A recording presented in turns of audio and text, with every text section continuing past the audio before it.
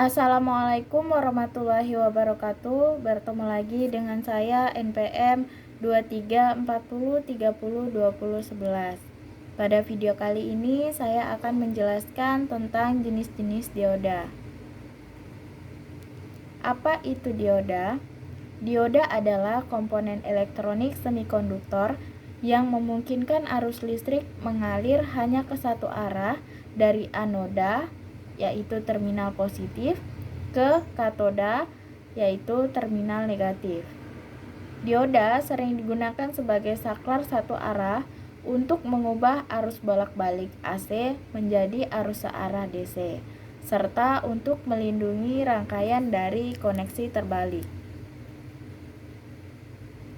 Ada banyak jenis dioda, namun pada umumnya dibagikan berdasarkan fungsinya adalah sebagai berikut.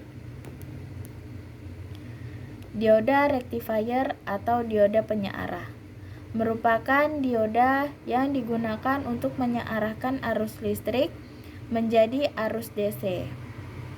Dioda rectifier memiliki dua jenis penyearah, yaitu penyearah setengah gelombang atau half wave rectifier yang menggunakan satu dioda di mana hanya menyearahkan setengah gelombang positif saja, setengah gelombang negatif diblok atau dibuang. Yang kedua, penyearah gelombang penuh atau full wave rectifier di mana menggunakan 2 atau 4 dioda untuk menyearahkan gelombang penuh sehingga arus AC setengah gelombang negatif dibalik menjadi setengah gelombang positif yang menghasilkan arus DC gelombang penuh. Cara kerja dioda rectifier: ketika dioda diberi bias maju, arus listrik dapat mengalir melewatinya. Sebaliknya, ketika dioda diberi bias terbalik, ia akan menahan arus listrik dan bertindak sebagai rangkaian terbuka. Dengan menempatkan satu atau lebih dioda rectifier dalam sebuah rangkaian, arus AC yang berisolasi akan diubah menjadi bentuk gelombang yang lebih stabil yang disebut arus AC.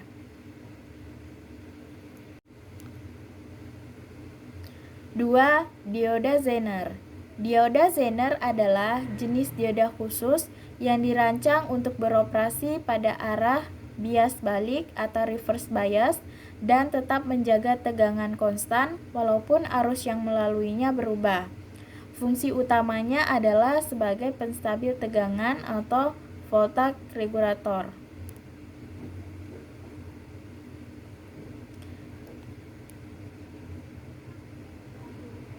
Ketiga, dioda LED atau light emitting dioda merupakan dioda semikonduktor yang memancarkan cahaya ketika diberi arus listrik maju atau forward bias.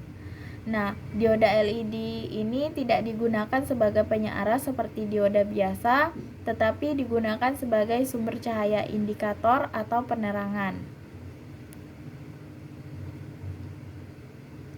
Bisa kita lihat pada tabel yang merupakan jenis warna dan bahan LED. Karakteristik dioda LED yaitu bekerja hanya pada bias maju atau forward bias, tidak bisa menahan tegangan balik tinggi, maksimal sekitar 5 volt, tegangan maju bervariasi tergantung warna LED-nya, dan arus kerja biasnya antara 10-20 mA. Fungsi dari LED adalah yang pertama sebagai indikator daya, kedua penerangan, ketiga display dan panel, 4 sensor dan transmisi optik. Kelebihan LED yang pertama hemat energi, umur panjang, tidak panas berlebih, ukuran kecil dan respon cepat, dan ramah lingkungan atau tidak mengandung merkuri. Sementara kekurangannya adalah tidak tahan terhadap tegangan tinggi, harus menggunakan resistor pembatas, dan harganya sedikit lebih mahal dibanding lampu biasa. 4. Dioda Schottky adalah dioda semikonduktor paling populer yang ditemukan oleh Walter H. Schottky pada tahun 1926. Jenis dioda ini terbuat dari sambungan logam semikonduktor, bukan sambungan semikonduktor P dan N junction seperti dioda biasanya. Dioda ini memiliki penurunan tegangan maju yang rendah, waktu pemulihan yang cepat, dan digunakan secara luas dalam aplikasi yang memerlukan kecepatan dan efisiensi tinggi, seperti penyearah, regulator tegangan, dan saklar. Keunggulan utamanya adalah efisiensi yang lebih baik karena kerugian daya yang lebih kecil, namun memiliki kelemahan berupa arus saturasi balik yang lebih besar. Berikut adalah beberapa kegunaan dari dioda Schottky. Yang pertama, dioda Schottky memainkan peran penting dalam sirkulasi GAAS. Dioda Schottky bertindak sebagai penyearah di rangkaian aplikasi berdaya tinggi. Dioda Schottky digunakan dalam aplikasi seperti deteksi sinyal, daya, RF, dan rangkaian logika. Dioda Schottky digunakan dalam banyak aplikasi untuk penjepit tegangan dan pencegah saturasi transistor karena kecepatan arusnya yang tinggi, dan dioda Schottky juga digunakan dalam sistem fotovoltaik mandiri dan digunakan untuk mematikan sel panel surya di malam hari atau dalam sistem yang terhubung ke jaringan. 5. Dioda varaktor atau dioda variabel kapasitor adalah jenis dioda semikonduktor yang berfungsi sebagai kapasitor variabel yang nilai kapasitansinya dapat diubah dengan cara mengontrol tegangan bias baliknya. Komponen ini selalu dioperasikan dalam kondisi bias terbalik dan banyak digunakan dalam rangkaian elektronik yang membutuhkan penyetelan frekuensi seperti radio dan televisi, serta dalam osilator terkontrol tegangan. Cara kerja dioda varaktor yang pertama, saat tegangan bias balik atau reverse bias diberikan, junction P dan N akan membentuk daerah penipisan. Kemudian lebar daerah penipisan ini berperan sebagai dieelektrik pada kapasitor dan nilai kapasitansinya berbanding terbalik dengan lebar daerah penipisan tersebut. Lalu tegangan bias balik dinaikkan, daerah penipisan akan melebar sehingga kapasitansi dioda akan berkurang. Sebaliknya, jika tegangan diturunkan, daerah penipisan akan menyempit dan kapasitansi akan meningkat. Nah, dioda varaktor umum digunakan sebagai penganda frekuensi, osilator kontrol, serta tegangan penguat parametrik. 6. Dioda bridge. Dioda bridge adalah rangkaian 4 dioda yang dirangkai dalam konfigurasi jembatan untuk mengubah arus AC menjadi arus DC. Komponen ini umum digunakan dalam power supply dan perangkat elektronik lainnya karena kemampuannya menghasilkan output DC satu gelombang penuh yang lebih baik dan lebih efisien dibandingkan penyearah setengah gelombang. Cara kerja dioda bridge. Yang pertama, dioda bridge ini memiliki 2 terminal input AC dan 2 terminal output DC. Saat arus AC masuk, 2 dioda akan menghantarkan arus pada setengah siklus positif dan 2 dioda lainnya akan menghantarkan arus pada setengah siklus negatif. Hal ini memastikan bahwa pada terminal output polaritas arus selalu sama, menghasilkan arus searah meskipun inputnya bolak-balik. Keunggulan dari dioda bridge adalah menghasilkan output DC gelombang penuh yang lebih baik dibandingkan penyearah setengah gelombang, lalu memungkinkan penggunaan transformator jenis non-CT yang lebih murah dan pemasangannya lebih mudah karena input dan output sudah tertera. 7. Fotodioda. Fotodioda adalah komponen elektronika yang dapat mengubah cahaya menjadi arus listrik. Dioda foto merupakan komponen aktif yang terbuat dari bahan semikonduktor dan tergolong dalam keluarga dioda. Seperti dioda pada umumnya, fotodioda memiliki dua kaki terminal, yaitu kaki terminal katoda dan kaki terminal anoda. Namun, dioda foto memiliki lensa dan filter optik yang terpasang di permukaannya sebagai pendeteksi cahaya. Bahan semikonduktor yang biasanya digunakan sebagai bahan dasar fotodioda adalah silikon, germanium, indium gallium arsenide, fosfit, serta indium gallium arsenide.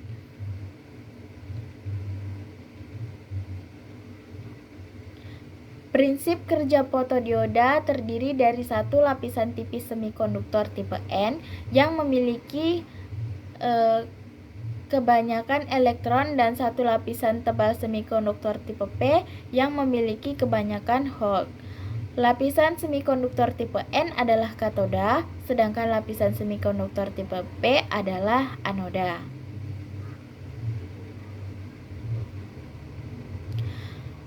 Model pengoperasian fotodioda terbagi menjadi dua, yaitu model fotovoltaik seperti sel surya, di mana menghasilkan tegangan yang dapat diukur, namun tegangan dan arus listrik yang dihasilkan sangat kecil dan tidak cukup untuk menyalakan sebuah lampu maupun perangkat elektronika.